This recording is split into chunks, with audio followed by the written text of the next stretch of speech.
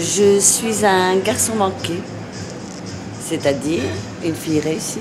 Qui distribue des tracts justement pour la marche là, tu vois. Moi je suis d'accord avec la marche. Tu vois, mais moi je suis pas d'accord, tu vois, parce que pourquoi?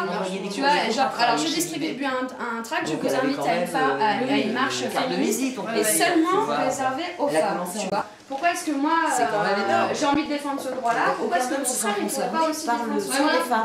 Pourquoi est-ce que mon fils il pourrait pas? Alors que et la nana son argument c'est t'as besoin d'expliquer, voilà, moi j'en ai marre de me marier et tout. Là c'est pas pareil, là c'est une marche dans un lieu public, dans la rue, où tu revendiques le droit de parole des femmes, le droit de vote, tout ce que tu veux. Et ça je trouve que c'est pas normal que ce soit interdit aux hommes.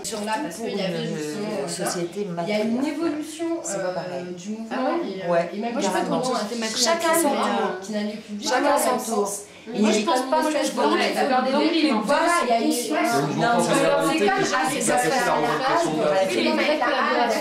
par exemple, tu peux décider que le mouvement féminisme de cette marche en particulier là soit organisé, soit fédéré que par les femmes. D'accord, tu vois. Que ce soit elles qui prennent la décision. C'est défendable, mais c'est pas que défendable. Et qui disait en gros, nous on veut bien s'associer au mouvement noir, etc. Où il y a des hommes. Non, on veut bien s'associer aussi aux mouvements sociaux qui se produisent là avec les femmes blanches notamment. Mais nous voulons tout de même garder une autonomie dans nos luttes et nous voulons tout de même garder ce principe-là de non-mixité qui consiste justement à dire nous ne voulons pas être appropriés, etc.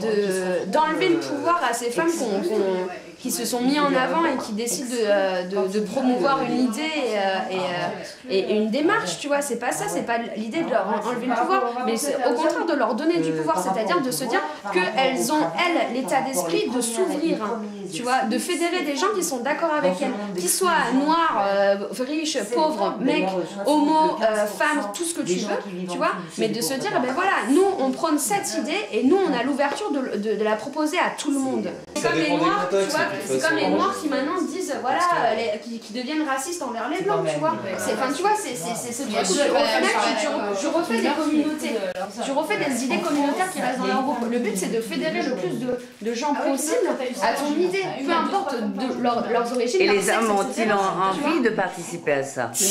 Alors, qu'est-ce que tu en penses? Bien sûr, sinon déjà il faut savoir que ça se passe quoi. Si vous voulez participer à ça, est-ce que vous voulez bien accepter de prendre la pilule? Bah ouais, moi je pense que prendre Alors, moi je pense que prendre la pilule, pourquoi pas, tu vois, s'il y a une pilule pour hommes. Elle existe, hein, elle est prouvée, ça va très bien. Mais bien sûr, ça fait 4 ans qu'elle est. C'est que le mec prend la pilule contraceptive. Ok, super machin. Le problème, si c'est lui qui l'oublie, c'est toi qui paye parce que c'est toi qui as le gamin. Les femmes vont rester à mon avis longtemps méfiantes là-dessus, et alors les hommes pour qu'ils prennent la pilule, tu vois. Carrément. Mais moi je sens pas du tout l'illégalité. Le premier des articles et tout, mais moi je le sens pas. On n'a plus de rouge, les amis. Non. On n'a plus de rouge. donc à Paris, on serait beaucoup plus féministe qu'à la campagne. Ouais, c'est quoi l'accent parisien? Vas-y, ta mère, elle a envie d'accent. Fais-nous l'accent parisien. C'est pas l'accent parisien, moi. Vous avez conscience que 2 femmes, d'après Ségolène, 2 femmes sur 3 sont battues en France? Ça c'est des conneries, 2 femmes sur 3, ça c'est de la propagande politique. 2 femmes sur 3 sont battues. 2 femmes sur 3. 2 femmes sur 3. Tous les 2-3 Les chiffres, c'est tous les 2 jours et demi, il y a une femme qui meurt de violence conjugale. C'est des chiffres. Tous les 2 jours et demi, ça veut pas dire que 2 femmes sur 3 sont battues. Non. Voilà. C'est pas ça. Tous les 2 jours et demi en France, il y a une femme qui meurt de violence conjugale. Et ça c'est vrai, c'est important. Et est-ce qu'on parle de la violence et on parle des femmes. Est-ce qu'on parle de la violence sur les hommes, tu vois, des enfants? Ouais, mais est-ce parce qu'il y a aussi le chiffre, il est encore plus important. Une grosse mobilisation et des lois qui ont été votées sur le problème des violences des hommes vis-à-vis des femmes, etc. quoi.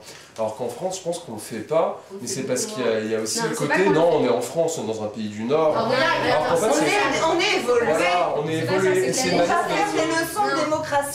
de jeter l'anathème en permanence sur les pays du Sud et dire regardez, vous êtes des misogynes, regardez, nous on est des évolués. Mais on a quand même nos Arabes à nous, on a les Espagnols et les Italiens sur lesquels on peut cracher, et les Portugais. Après, le problème, quand tu dis la violence... Alors qu'en Espagne, c'est devenu un débat important, ils sont vachement plus en avance que nous là-dessus. Alors il y avait un problème de violence conjugale énorme en Espagne.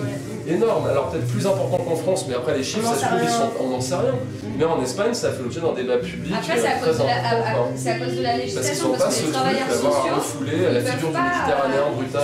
Les personnes qui sont, par exemple, secrets professionnels, des assistantes sociales et des médecins, peuvent être dénouées s'il y a violence sur un enfant ou s'il y a violence sur un vieux.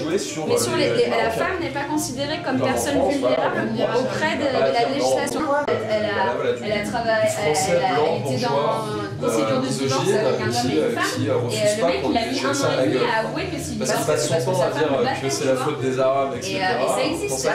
Les violences conjugales, elles sont, tu vois, on a l'impression que c'est le pauvre l'ouvrier qui picole, qui bat sa femme, pas du tout. Ben non. Tu vois, c'est pas dans les milieux ouvriers. C'est toutes les classes. C'est toutes les classes. C'est toutes les classes.